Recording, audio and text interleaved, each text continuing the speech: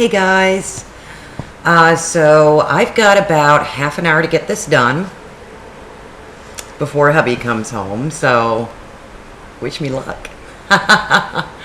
So this is kind of like my bi-weekly catch-up thing, just to let you know.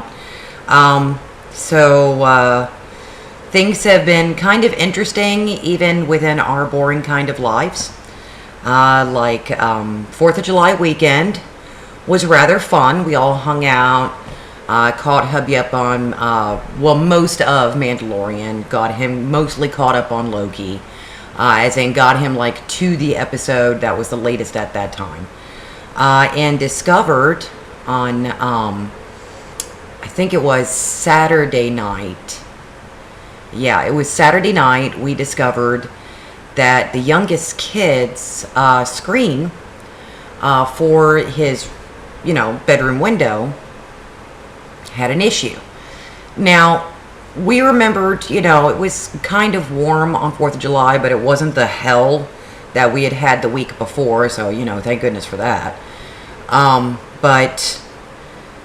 We had remembered, getting him to bed, everything like that. He likes the window open, but on Friday night, we all hung out till all hours of the night. So there was a lot of back and forth till like 4 o'clock in the morning. So all of us were moving around at some point in time. The kiddos even stayed up that long. We actually allowed it for once. So when we took a look on Saturday, he was like, there's something wrong with my screen. Now, his screen was one of the few ones that was actually solid. We have a couple of screens around here that are not solid at all. We have some windows that have no screens, which it drives me crazy because we have cats, okay? Which is something I will be getting to. We have cats. And the lower half of the screen looked like something had pushed through. Now, we thought, oh, okay, animal. Except the top of the screen had been bent in. Now, the weird thing is that the garage roof is right below the windows for the kiddos. The eldest window would be rather hard to get into, though there's no screen. Technically, the youngest, if his window is not all the way open, is also hard to get into. It's got this little latch that catches up right behind the sliding window pane and stops it. So, as much as we hate to think it, what we figure happened is that somebody got up on the roof of the garage and tried to pry the window open. Now, we know that they didn't do this on the 4th, okay, because number one, it's before the 4th, but we were waiting for them to come back on the 4th because, yes, they seem to have done this on Friday night because none of us remember the window looking like that Friday afternoon. But Saturday afternoon, we saw that the window looked this messed up. So quite frankly, the poor baby cannot have his window open anymore when he sleeps. So what looks like happened is somebody tried to pry the window open and was unsuccessful and may have been spooked because there was so much movement in the house. Hubby was like, well, why didn't they try to get in downstairs? I'm like, well, think about it. We're constantly going downstairs to get to the basement to go smoke. That's not a viable option. Also, the windows down there are kind of unreliable. They could easily be heard. They can't get in through the living room way. They can't get in through our bedroom because, you have to jump up a bit to be able to get to our window. But with the kiddos, you've literally got that slope of the roof. All you have to do is just avoid being seen. The bad thing is that he was like, well, it could have been, he threw ideas out there just playing devil's advocate. It could have been one of the previous, that the guy who owns the house could have been one of his kids' friends. It could have been anything like that. And I'm like, think about the only thing within the last year, because we've been here a year and some change. Think about the only thing within the last year that has changed since we've been here. Right, we've had contractors in working on the bathroom. Now, we've had contractors here 4 times. Generally, it's the same guys. But the people who dropped off the bathtub just before July 4th were two different people that hubby didn't recognize. One of them kind of gave him weird feelings. He was like, I just didn't like the guy. The other guys we have discovered, like these guys just dropped off the tub. The other guys we discovered live in the neighborhood. They're well known. So I told him, I said, stop and think about it. Contractors. That's the only thing that's changed. And we haven't seen those guys since.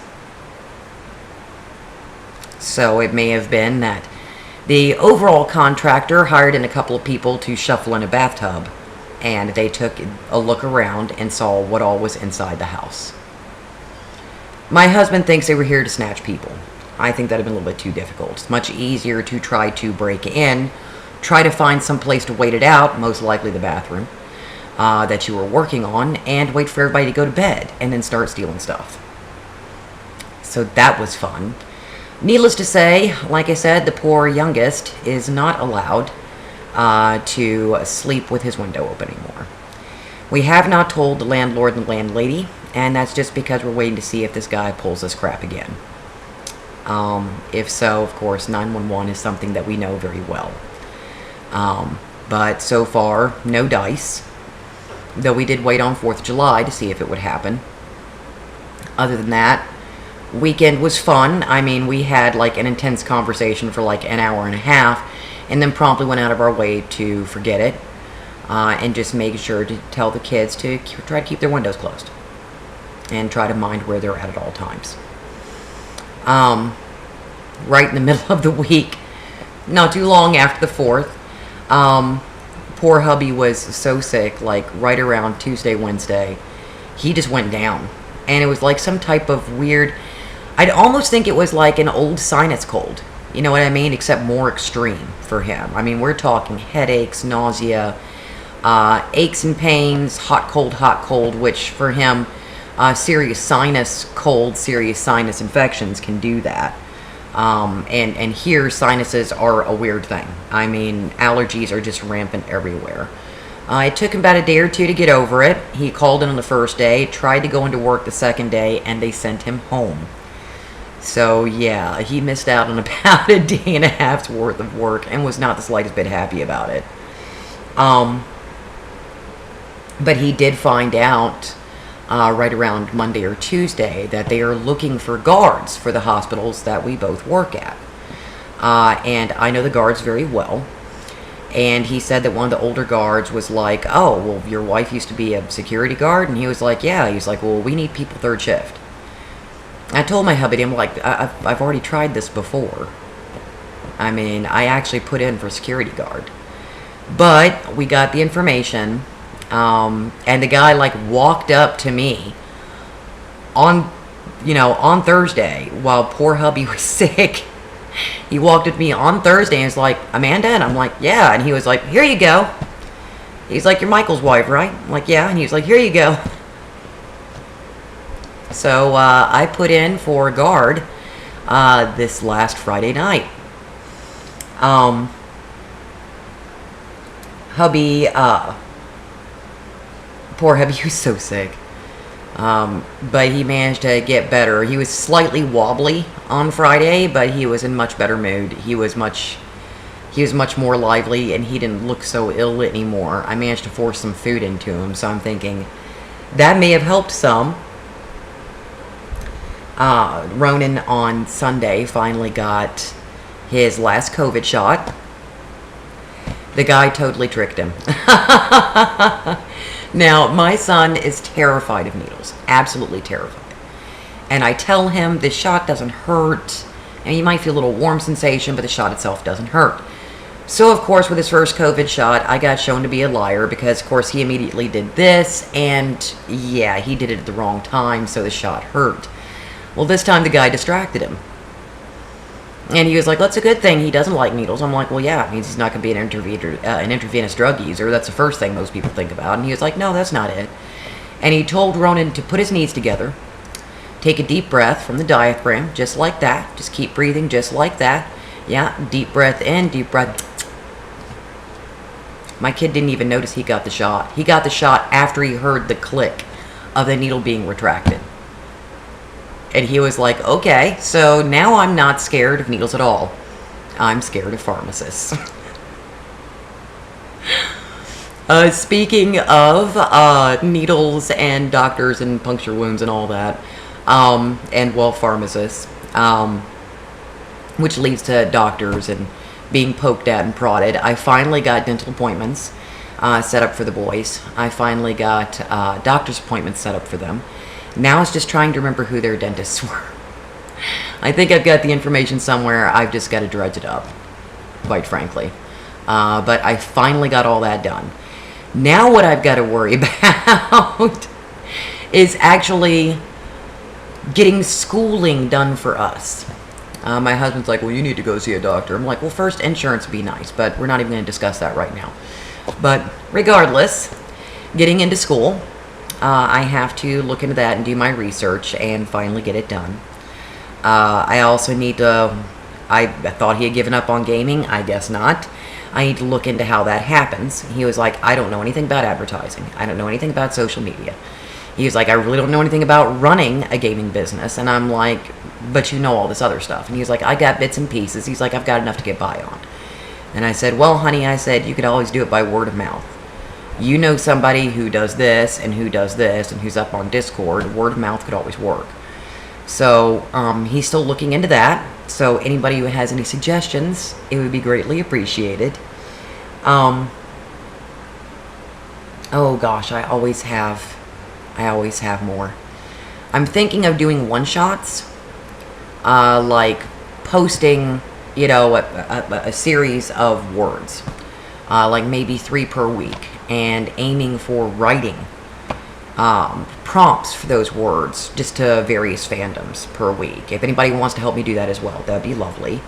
I'm still thinking of signing up for Hurt Comfort Bingo, but I do Pico Rimo, and somebody there suggested just, you know, do prompts for yourself, you know, do challenges for yourself, and that way you don't feel so much under pressure and you might actually get more done, which would be kind of a good thing considering my hubby keeps throwing words at me and ideas at me that I keep writing down. I told him, you need to find me a corkboard because I've got so much of this. And he was like, well, nonsense, put it in a notebook and put it up on a shelf. And I'm like, and if I do that, I'll completely forget it. So he keeps throwing ideas at me, and one of these days, these things are going to have to be written down. And then finally written on. Hubby went through like a whirlwind and like cleaned everything around here. So it all looks awesome. I have been reading more than ever and despairing of, well, could I actually do that? But hubby seems to think I can. Number one, I think he's an idea man. And I told him, well, why don't you write these damn things? And he's like, because I have the ideas, but I can't do anything else. So, schoolwork, gaming, writing. Oh, yeah. Plus trying to gather more series. I actually follow an author called Catherine Neville. I finally got a hold of her books. I still had some money left over on my Amazon gift card. So I picked up a couple of her books I didn't even know about. As in, I picked up The Eight, I picked up Circle, and I picked up A Calculated Risk, and the sequel to The Eight, which I didn't even know about. I'm thinking it just came out not too long ago. So I have these books now. Plus I have like a list of books that I've literally written down over here that I have to get a hold of and read, plus the plethora of books that I'm reading right now.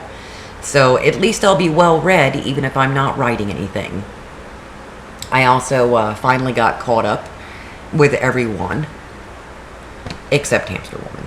I have no luck with getting caught up with you at all, sweetie. I've had no luck whatsoever. Every time I make the attempt, it's just, it will happen. Also, Dana, I am still reading. I'll be sure to read it again from start, and I'll make it all the way to the finish line. That way I can tell you what I think. I'm more than happy to do so, and I apologize for taking so stupidly long to get about it. So far, this is my update. I had somebody suggest I watch Dark. I really need to watch that. I've seen mixed reviews on it. I have a couple of C-dramas that I should probably look into.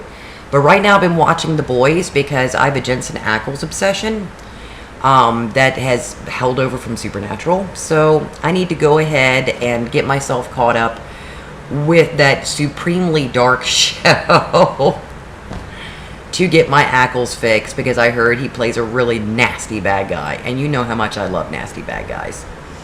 I also discussed fanfic ideas with hubby, and I'm just hoping The Boys won't become one of those fanfic things, because I have one for Rebels. I have like 2 or 3 threads from Once Upon a Time I always wanted to dig into. So yeah, I still have fanish ideas. It's just getting them down. That seems to be the biggest problem. As one last note, I'm thinking sometime here within the next month or so, I'm going to try to update my Dream Width and my Livejournal, because my Dream Width expires in like 2 or 3 days. My Livejournal will probably expire within the next month or so, and I'd really like to go ahead and just get these as paid accounts and update them and upgrade them. I also really need to go ahead and like get Imager or something and transfer everything from PhotoBucket, because yes, I still have PhotoBucket, and that should explain everything. Anyway, I hope to update more often than bi-weekly, because yeah, it seems that whenever I sit too long on anything, even with my boring life, it has a tendency to pile up. So yeah, I think that I think according to my notes over here, I've actually caught up with everything. I actually made notes to myself to make sure I covered everything this time. So if you guys know of where I can get a hold of things like Rivers of London, because I'm seriously behind on that series. If there's, I mean, there's like lists of books that I seriously need to get a hold of. And I need to go through and actually list all the books I have read in the last year and a half. There's a lot. Because I have recommendations, for once. I actually have recommendations. Anything by Wesley Chu, I can't say that. He's written things with Cassandra Clare that I'll never read. But anything with Wesley Chu, like his Time Salvager series, and his Io and Tau series, I definitely recommend. Gladstone Maxwell is somebody else that I've been enjoying reading. And Elizabeth Bear has White Space series that starts with Ancestral Night, and I just got done reading Machine not too long ago. So definite recommends there if you can find them. So yeah, I've got a list going over here that I'm supposed to read. Which is nice, because I seriously thought I was going to run out of things to read. I guess not. So, keep your fingers crossed that we don't have some dipshit try to break into our house again. And yeah, we will get you all caught up on contractors. Oh, that's what I forgot. So, the contractors, the ones we've been seeing regularly, are pretty nice. They work for the main contractor. They live within this area. They're really nice guys. One of them is a gamer. He's a dev for a game that's on Game Pass. He's invited hubby to come on, though my hubby's like, I don't do war games. But he was like, we like the idea that you can find loopholes and holes and tell us, you know, what's wrong with this camera angle, where this hole is, where this doesn't mesh up, you know. So I told hubby, I'm like, even if you don't do war games, get on there. Get a name known, because in Minecraft he was huge. He was always brought on as a mod eventually, because he always had a huge base. He always had tons of stuff going. He was super fair, and he was always on. So it was, you know, it was one of those things that, you know, whenever he was on Minecraft and actually on servers, he was made a mod. Even if he doesn't do war games, if he's brought on as a dev, he'll make a name for himself. So hopefully I can convince him to do that, because I have a feeling he can learn a lot from those guys and maybe get closer to his goals. But anyway, as I was saying about the contractors, they accidentally let our eldest cat out. So I spent like 45 minutes thinking both cats were out, trying to find them, and had to pop a screen downstairs. This is, once again, within a week of one of our screens being damaged. And somebody tried to come in, and here I was letting this creature in. And he did it again the other night. Cats. So, big love to all of you guys out there. I am keeping my fingers crossed for my dearest Kathy and her son and daughter-in-law. Lots of big love there. And I will try to update a little bit more often than bi-weekly. Once again, apologies for the rambly blah blah blah blah blah that seems to be most of my posts. Hopefully it wasn't too incoherent. If so, I'll just blame it on being tired and getting ready to have a shower and go to bed way too late at night to get up way too early in the morning. If I take a third shift job, this will not be an issue.